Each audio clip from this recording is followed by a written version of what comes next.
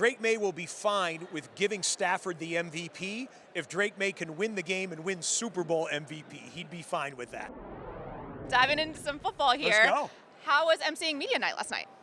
It's fun, to get to introduce the two teams together. There's only 2 days in the whole year that the Super Bowl teams will be in the same building. Super Bowl Sunday when they're competing, and then Super Bowl opening night. And for the last handful of years, I've gotten to introduce both sets of team captains, bring the head coaches out, have the Vince Lombardi trophy there. It's a ceremonial thing, but it really kicks off one of the greatest weeks in American sports, Super Bowl week. It was fun. That's great. What do you think of this year's Super Bowl matchup? Because everyone is expecting Chiefs-Eagles, Chiefs or Eagles, so much parity this year. I call this one the Hope Bowl. I did see this quote. The Explain Hope Bowl. Yeah, so look at the Seahawks fans, Patriots fans, you're all sky high right now, but the rest of the 30 fan bases should look at this game and go, there's the reason we can be there next year. We can be in Super Bowl 61. The Seahawks didn't make the playoffs a year ago. The Seahawks were in the quarterback market a year ago. The Patriots didn't make the playoffs a year ago. The Patriots won 4 games last year and were in the head coaching market. And here they are, 300 and whatever many days later, playing for the biggest trophy in American sports. This gives hope to the rest of the NFL, in my opinion. No, I totally agree. Pat, specifically, people keep saying that they had an easy schedule, but they're still 17-3 heading into the Super Bowl. Yep. And those 3 losses were they lost by a touchdown or less. So, Correct. Regardless, that's no easy feat. What do you think of the whole easy schedule narrative? Look, I get it. And their schedule, empirically speaking or data speaking, has been softer than previous Super Bowl contenders. But you play an NFL schedule and you win that many games, and then you go on the road as they did for the AFC title game in the elements, and you beat the 3 defenses that they've had to beat. Yep. To get here in the postseason, they are battle-tested. But they've got their biggest challenge coming up because we all know everyone's picking the Seahawks. The Seahawks are favored. The Seahawks have the #1 defense. I hope for a great game. But the Patriots are legit. They earned it. If anyone out there doesn't think the Patriots deserve to be here, tell me which AFC team deserves to be here. The Denver Broncos? Well, they played head-to-head, right? Yep. Any of the other playoff the Pats are absolutely worthy of being here. You're not wrong. And, so they had the whole storyline of they've had a lot of turnovers during the regular season. Obviously, offense hasn't looked great in the postseason. How do you think they're going to match up against Seattle's defense? Because, it's going to be a struggle. And they have rookies on the O-line. It's going to be tough. Here's the thing. Drake Maye is 23 years old. That would crumple the average quarterback to be playing in a game he's dreamed about since he was able to hold the football in his hands. This kid is built differently.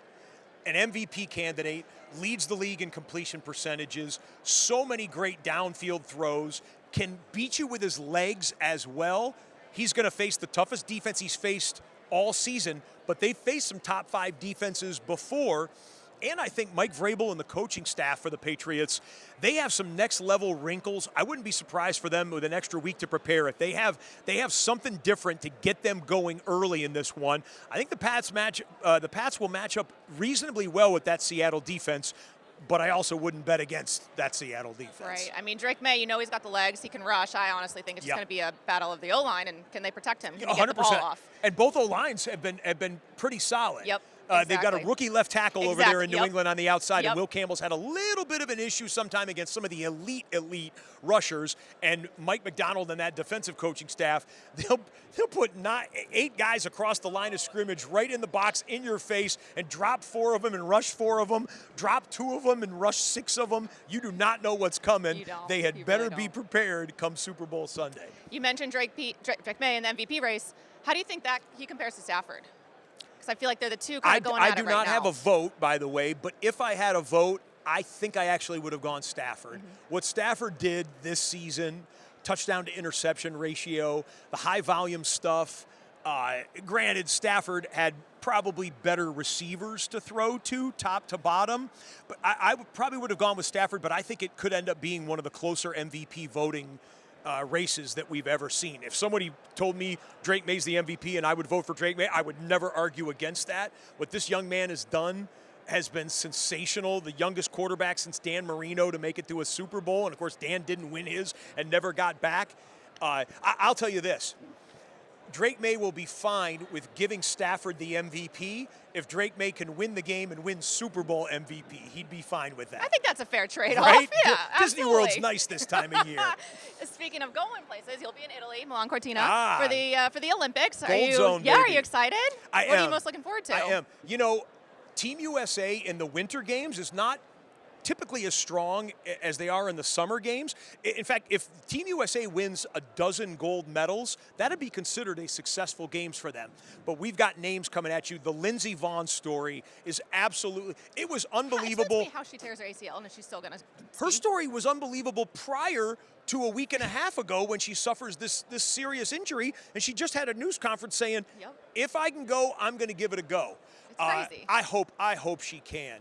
If without the injury, we would still be talking about her like Tom Brady trying to win the Super Bowl in his 40s. That's what Lindsey Vonn is trying to do in an extremely treacherous and demanding speed sport like downhill skiing. She is unbelievable. Michaela Schifrin's back for another one as well. We have 3 women's figure skaters that are going to be in medal contention as well.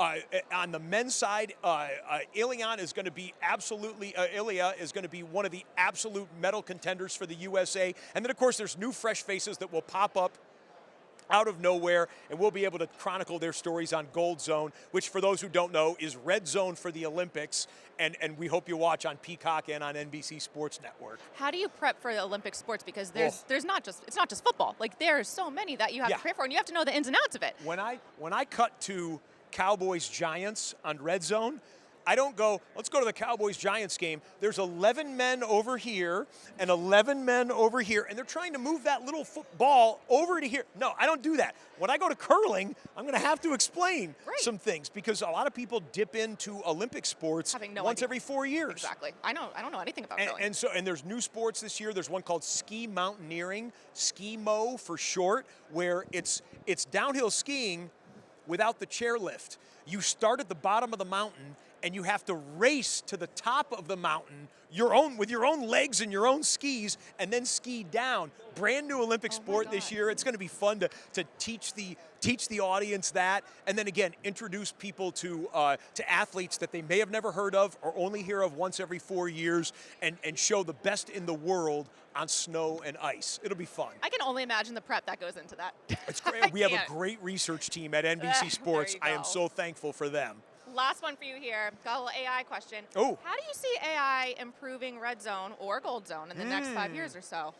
I use AI in my preparation. You could do a browser search, of course, but you'll get very specific results where if you need some thinking involved with it, I will lean on AI a little bit to maybe stack things or make some graphics for me that will help me broadcast on NFL RedZone.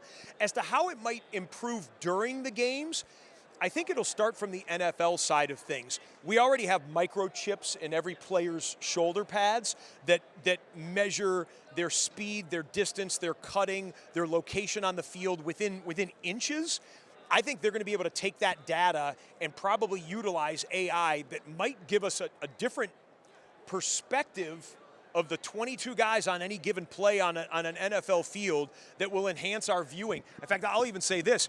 I think you're going to be able to watch your television in years to come, and you might be able to have a hologram in your house that is AI generated that will show you things that your TV doesn't, that will augment your viewing experience. I know you act like that, but if I told you 20 years ago, you're going to be able to get into a car and there's going to be no driver in the car and you're going to be able to go around town, you'd been like... Same reaction, yep. But that's it's kind of coming. freaky. I don't know. It's I don't know coming. how I feel about like that. Those. I like them. I mean, sure, why not? I but like them. Man, that's wild. That's above my pay grade. Hey, adapt or die when it comes to technology. This is true. This is true.